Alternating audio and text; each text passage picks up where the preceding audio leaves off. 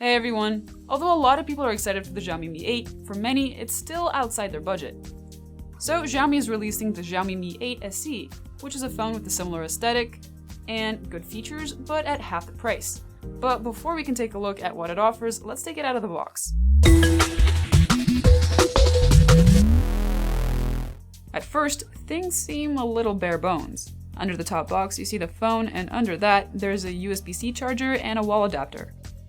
The phone looks great. The edges seem to be made of aluminum, while the back seems to be covered with plastic. The buttons are nice and clicky and don't feel cheap. Inside here, there's the instructions, a clear case, a SIM ejector tool, and a headphone dongle. Wait a minute, this phone doesn't have a headphone jack. I gotta admit, I'm a little disappointed.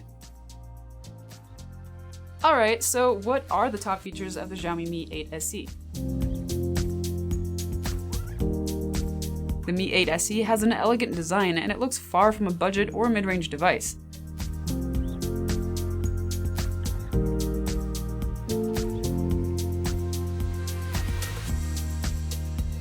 There's no escaping notches nowadays, but behind this one is a pretty good screen. The 5.8-inch Super AMOLED display has a 1080 by 2244 resolution and an 18.7 by 9 aspect ratio.